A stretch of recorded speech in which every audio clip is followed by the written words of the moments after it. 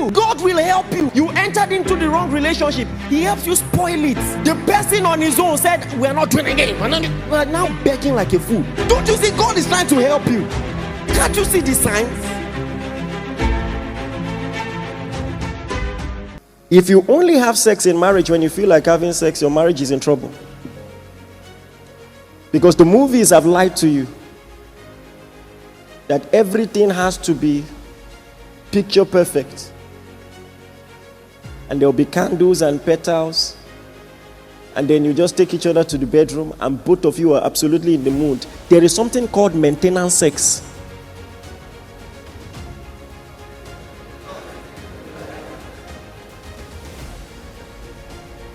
And can I tell you something? Maintenance sex is what will keep a home. Like, subscribe, and turn on the notification. Thank you. Are you listening to me? Thank God for delight. There is duty. Do you know the Bible teaches this? That except for consent of time to pray, don't fail to render to your wife, your spouse, due benevolence. Now, he's coming from a duty standpoint. You ought to love sex. You ought to be excited about it. But now, this is your duty. And even spiritual devotion should not take you away from that duty for too long.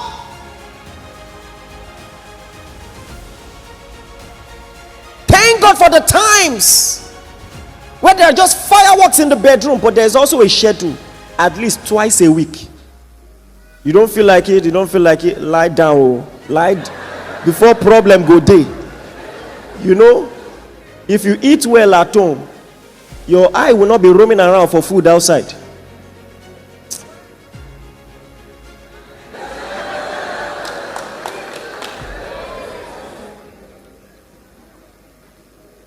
Help each other. Oh.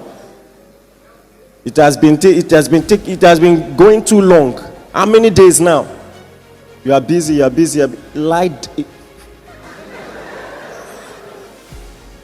We will do the fancy one when there is time.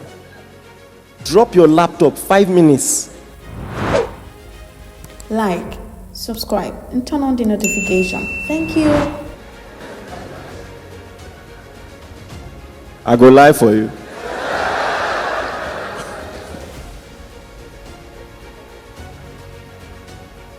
The man, Gary Chapman, wrote a book, 4 Seasons of Marriage.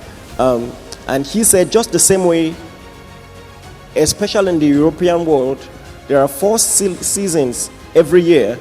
There is spring, autumn, summer, and what? Which one am I missing? Winter, all right? Of course, Nigerians, we can't relate. We just know when it's not raining, sun is shining. Very simple. But elsewhere, there are 4 seasons. And he said, many marriages, including good marriages, have seasons. There is the winter season. In winter, it's cold. You love this person, but some things have gone, some water has gone under the bridge, and you're just cold towards each other.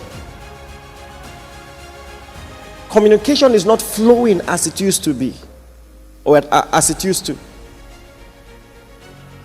And it matters how you handle your winter season. Because it doesn't matter how much fun you had in summer.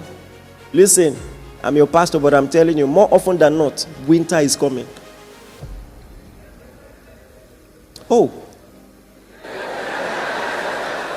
I promise you, I didn't do that deliberately, but that's good. Okay, let me do it again.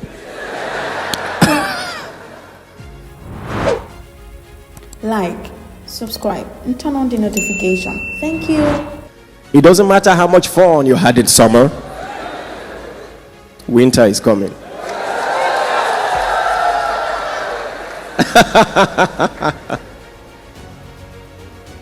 This is important, and I've seen people destroy something permanent for a temporary situation. What I'm telling you has been established in psychology. behaviorists have done paperwork on it. This is empirical study. Have you heard of the 7-year itch? Someone even did a movie on it based on this ideology.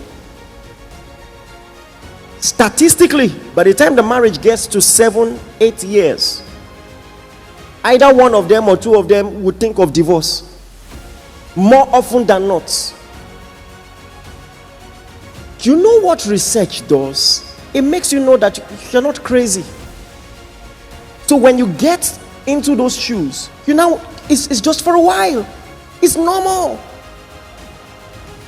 And guess what? If you pass that stage, if you survive that phase, the marriage will go on to survive, very likely, forever.